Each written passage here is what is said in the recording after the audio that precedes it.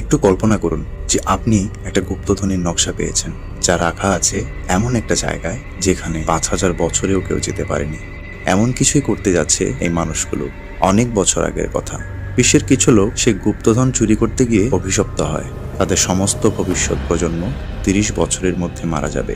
তবে এই অভিশাপটি একটি স্পিরিচুয়াল বোর্ন নিয়ে কাটানো সম্ভব, যা রাখা আছে অনেক দূরে কোনো এক অজানা পাহাড়ের গুহায়। সেখানে পৌঁছানো প্রায় অসম্ভব। এখন আমরা দেখব কিভাবে ওই অভিশপ্ত লোকেরা সেই স্পিরিচুয়াল বোর্ন খুঁজে পায়।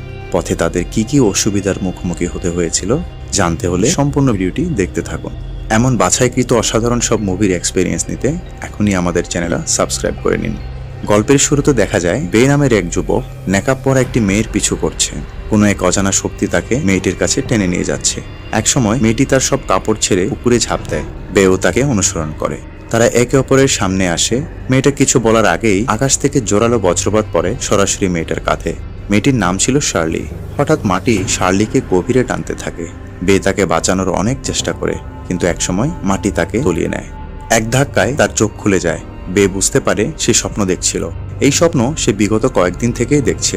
সেই সন্ধ্যায় বে তার ফ্রেন্ড কায়ের বাসায় গেলে দেখতে পায় তার ফ্রেন্ড ইউককে অনেক বড় এক মাফিয়া বন্দি করে রেখেছে। কায়ের পরিবার সেই লোকের কাছ থেকে মোটা অঙ্কের টাকা ধার নিয়েছিল, যা শোধ করতে না পারায় লোকটা তাদের সাথে খারাপ কিছু করতে যাচ্ছে। বে লোকটাকে তার বন্ধুকে ছেড়ে দেওয়ার অনুরোধ করে। বন্ধুকে ছাড়ার বিনিময়ে যে কোনো কাজ সে করতে প্রস্তুত। এটা বলার পর লোকটা বেকে বলে দূরে পাহাড়ের গুহায় থাকা স্পিরিচুয়াল সেলিস্টিয়াল বোর্ন এনে দিতে পারলে সে তার বন্ধুকে ছেড়ে দেবে। এই বোর্ন যার কাছে থাকে সে অমর হয়ে যায়, তার সাথে অজস্র ধন সম্পদের মালিক হয়। তাই লোকটা এটা চাই। বে রাজি হয়ে যায়। ইয়োগ তাদের জানায় সেলেস্টিয়াল বোর্নের কাছে পৌঁছানোর নকশা তার কাছে পাওয়া যাবে। তারা সেখানে পৌঁছালে বে দেখতে পায় ওটা ওই মেয়েটারই বাসা, যাকে সে প্রতি রাতে স্বপ্নে দেখে। তাদের কথা শুনে শার্লি নকশা দিতে রাজি হয়, কিন্তু যেহেতু এই নকশা তার পূর্বপুরুষদের আমানত ছিল, তাই শার্লি শর্ত দেয় সেও তাদের সাথে থাকবে। তারা একটা বড় বোট নিয়ে বেরিয়ে পড়ে নিজেদের গন্তব্যের পথে। সে বোটের একজন মুখোশ পরা লোক বসেছিল যে তাদের উপর নজর রাখছিল। হঠাৎ শার্লি কিছু একটার আশঙ্কা অনুভব করে। তার হাতে থাকা কম্পাসটাও সঠিকভাবে কাজ করছে না। আর তখনই তাদের বোট বড় কিছু একটার সাথে ধাক্কা লাগে। তারা বুঝতে পারে পানির নিচে কিছু একটা আছে। তাই নিরাপত্তার জন্য বে সব যাত্রীকে বোটের ভেতরে পাঠিয়ে দেয়। বে আর তার বন্ধুরা অপেক্ষা করছে আসন্ন বিপদের জন্য। হঠাৎ পানির নিচ থেকে অদ্ভুত দানবাকৃতির এক প্রাণী তাদের বোটে হামলা করে। বোটের সামনে অংশ ভেঙে ফেলে। এতে করে শার্লি পানিতে পড়ে যাচ্ছিল, কিন্তু বে কোনো মতে তাকে প্রাণে বাঁচিয়ে নেয়। তারা চারজনই তাদের সমস্ত শক্তি দিয়ে লড়াই করছিল, কিন্তু এই ক্রিয়েচারের চামড়া এতই শক্ত ছিল যে তার ওপর কোনো প্রভাবই হচ্ছে না। ইয়োগ হিরোর মতো এসে দানবটার মুখে আঘাত করে, কিন্তু দানব তাকে ধাক্কা মেরে ফেলে দেয়। হিরোগিরির চক্করে সে তার মূল্যবান সম্পদ হারিয়ে ফেলতে বসেছিল। শার্লি বারুদযুক্ত তীর মারে দানবটির মুখে, যার ফলে সে পানিতে ফিরে যায়। বে সেই রাক্ষসী প্রাণীকে বন্দী করার প্ল্যান করে। তারা বোটে থাকা সেলর ক্লথটি খুলে জালের মতো বিছিয়ে দেয়। প্রাণীটি হামলা করতে আসলে তারা তাকে আটকে ফেলে, কিন্তু এটা এতটাই শক্তিশালী ছিল যে এক মুহূর্তে কাপড়ে লাগা সব অ্যাঙ্কর উপড়ে ফেলে। এরপর সেই রহস্যময় লোকটা আসে এবং একটি ইলেকট্রনিক ডিভাইস দিয়ে দানবাকৃতির প্রাণীটিকে এমন জোরালো আঘাত করে যে সে সেখান থেকে পালিয়ে যায়। এই লোকটির নাম ডক্টর সান। তিনি একজন বিজ্ঞানী এবং সেও সেলেস্টিয়াল বোর্নের জন্য বেদের পিছু করে এখানে এসেছে। তিনি তাদের বলে এই প্রাণীটা ওই জিনিসটার সুরক্ষার জন্যই এখানে ছিল এবং পথে তাদের আরো অনেক অসুবিধার মুখোমুখি হতে হবে। তার জ্ঞানে মুগ্ধ হয়ে তারা তাকে তাদের দলে অন্তর্ভুক্ত করে নেয়। একটু পর সেখানে লিন নামের একটা মেয়ে এসে পড়ে। আসলে ইয়োগ আর লিন হচ্ছে বয়ফ্রেন্ড গার্লফ্রেন্ড। তারা সবাই আবার তাদের যাত্রা শুরু করে। যাওয়ার সময় তারা পাহাড়ের চূড়ায় সে মন্দির দেখতে পায় যেটার কথা নকশায় লেখা ছিল। তারা সাবধানতার সাথে দূরে রেখে ঝুলন্ত গাছের ঢাল ধরে সবাইকে উপরে উঠতে বলে, কিন্তু তারা উপরে পৌঁছানোর আগে লতা ছিঁড়ে নিচে পড়ে যায়। এর ফলে যে কাটিয়ে গর্ত ঢেকে রাখা হয়েছিল তাও লতার সাথে পড়ে যায় এবং সূর্যের আলো আসতে শুরু করে। সূর্যের আলোর সংস্পর্শে আসার সাথে সাথেই নেকড়েগুলোর শরীর জ্বলে যায়। তারা আলো সহ্য করতে পারে না। শার্লি সেখানে পড়ে থাকা লতাগুলো তার তীর বেঁধে গাছে ছুঁড়ে মারে। একে একে সবাই সেই লতা বেয়ে উপরে উঠে যায়, কিন্তু যখন বেয়ের পালা আসে তখন সূর্য মেঘে ঢেকে যায়। একের পর এক নেকড়ে তার উপরে ঝাঁপিয়ে পড়ে। নেকড়েদের লিডার তাকে ধাক্কা দিয়ে মাটিতে ফেলে দেয়। সে তাকে আক্রমণ করতেই যাবে, ঠিক তখনই মেয়ে সূর্য থেকে দূরে সরে যায়। বন্ধুদের সহায়তায় বে দ্রুত সে মৃত্যুকূপ থেকে বেরিয়ে আসে। তারা সেই শহরের পাশে থাকা একটি বাড়িতে যায়। তাতে শার্লি বের ক্ষত স্থানে ব্যান্ডেজ লাগানোর সময় বের কাঁধে সেই অভিশপ্ত চিহ্ন দেখতে পায়, যেটা তার কাঁধেও আছে। শার্লি সবাইকে বলে কয়েকশো বছর আগে তার পূর্বপুরুষরা যুদ্ধ থেকে বাঁচতে একটি শয়তানের গুহায় পৌঁছে যায়। এতে শয়তানের ঘুম ভেঙে যায় এবং সে গুহায় থাকা কিছু অদ্ভুত প্রাণী তাদের উপরে হামলা করে তাদের শরীরে এক অভিশপ্ত চিহ্ন এঁকে দেয়। সে অশুভ শক্তির প্রভাবে সেখানে থাকা বয়স্ক সবাই মারা যায় এবং যারা জীবিত ফিরে আসে তারা 30 বছর পূর্ণ হওয়ার আগেই মারা যায়। এই অভিশাপের উত্তরাধিকারীও কেউ 30 বছরের বেশি বাঁচে না। এই জন্য শার্লি সেই সেলেস্টিয়াল বোর্ন খুঁজছে, যেন এর প্রভাবে তাদের বংশের স্বল্প আয়ুর প্রভাব কেটে সবাইকে দীর্ঘ জীবনের আনন্দ দিতে পারে। কিন্তু সে জানতো না এই কাজ এত কঠিন। সে সবাইকে ফিরে যাওয়ার পরামর্শ দেয়, কিন্তু বে শার্লিকে কথা দেয় সে ওই সেলেস্টিয়াল বোর্ন নিয়ে এই অভিশাপ মুক্ত করেই ছাড়বে। পরের দিন তারা ঠিক দুপুরের সময় গুহায় নামার সিদ্ধান্ত নেয়, যাতে তারা বেশি সময় ধরে নেকড়েদের হাত থেকে বাঁচতে পারে।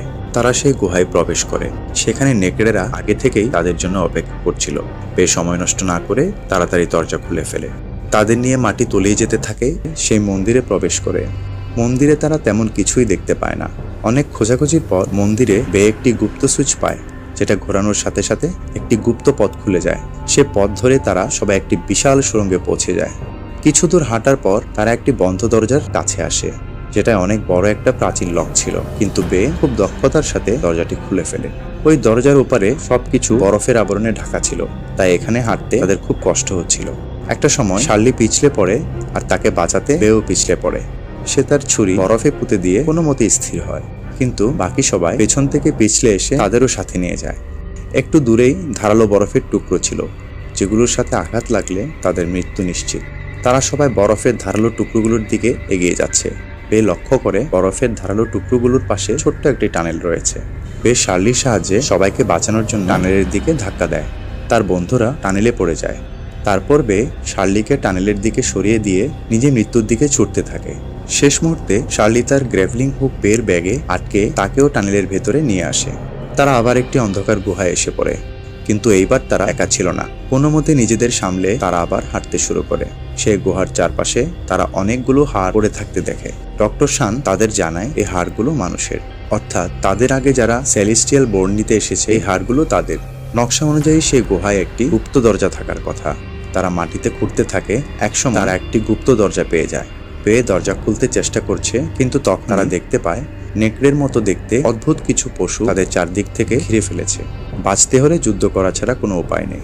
তারা সবাই যার যার হাতিয়ার নিয়ে প্রস্তুত হয়ে যায়, কিন্তু এই নেকড়েগুলো এতই হিংস্র ছিল যে তারা সবাই মিলেও তাদের বেশিক্ষণ আটকাতে পারবে না। বে তাদের বলে আমাদের এখনই উপরের দিকে যেতে হবে, তা না হলে এই নেকড়েগুলো আমাদের সবাইকে খেয়ে ফেলবে।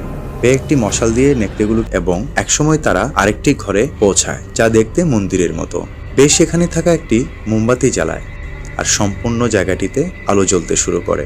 তারা সবাই খুব সাবধানে কদম বাড়াচ্ছিল, কারণ তারা জানে এই জায়গাটি এক মরণ ফাঁদ। কিন্তু বেয়ের পা একটি ভুল ট্রিগারের উপরে পড়ে যায়, যার ফলে পুরো রুম কাঁপতে থাকে। তারা বুঝতে পারছে কিছু একটা হতে চলেছে। হঠাৎ তাদের উপর প্রচুর তীর বর্ষণ হয়। তারা সবাই কোনোভাবে সেই তীরগুলো থেকে বেঁচে যায়। তারা সামনে এগোতে থাকে, কিন্তু আবার অনেকগুলো তলোয়ার খুব দ্রুত বেগে তাদের দিকে আসতে শুরু করে। সবাই অল্পের জন্য বেঁচে যায়। একটু পরে মন্দিরের উপর থাকা অনেকগুলো ধারালো ছুরিযুক্ত দেয়াল নিচে পড়ে যায়। প্রতিটি ধাপে অনেক ফাঁদ ও জাল বিছানো ছিল।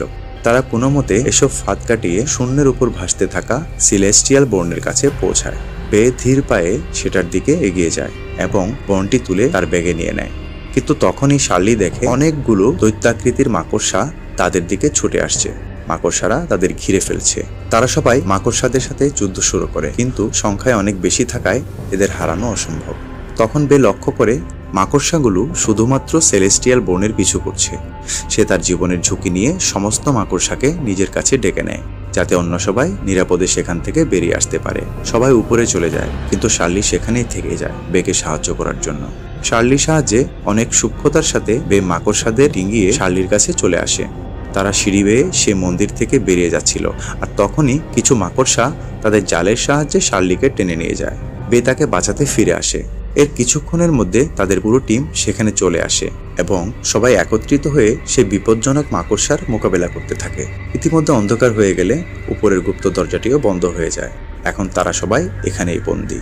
ডক্টর সান আর ইও প্ল্যান করে মাকড়সাদের নিজেদের দিকে ডেকে সমস্ত জায়গায় পেট্রোল ছড়িয়ে দেয়। আর বাকিরা সবাই কাঁটাযুক্ত দেয়ালের সাহায্যে মাকড়সাদের একটি জায়গায় আটকে ফেলে। সবাই ভেতরে আসার পর বে লাইটার মাকড়সাদের দিকে ছুঁড়ে মারে।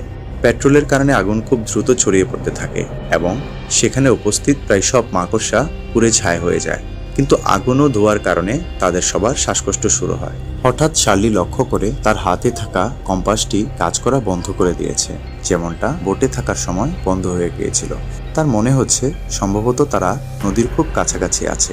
তারা দেয়াল ভাঙার চেষ্টা শুরু করে। ওপাশ থেকে বোটে হামলা করা সেই দানবীয় প্রাণীটিও দেয়ালে আঘাত করা শুরু করে। কিছুক্ষণের মধ্যেই প্রাচীর ভেঙে দ্রুত পানি আসতে শুরু করে। সুযোগ পাওয়া মাত্রই সবাই সেখান থেকে বেরিয়ে যায়। বে লক্ষ্য করে সেই জাদুকরী দানব তার পিছু নিচ্ছে। দানবটি তাকে ধরতেই যাবে, কিন্তু সৌভাগ্যবশত সে ধ্বংসস্তূপের নিচে চাপা পড়ে যায়, যার ফলে এবারের মতো তারা প্রাণে বেঁচে যায়। এরপর আমরা তাদের সবাইকে ট্রেনে দেখতে পাই। কাজ শেষ করে সবাই যার যার গন্তব্যে ফিরে যাচ্ছে। শার্লি তার জীবন বাঁচানোর জন্য বেকে ধন্যবাদ জানায়। আজ থেকে তারা অভিশাপ মুক্ত। মুভিটি এখানেই শেষ হয়ে যায়। এই মুভির দ্বিতীয় পার্ট দেখতে চাইলে অবশ্যই কমেন্টে জানাবেন।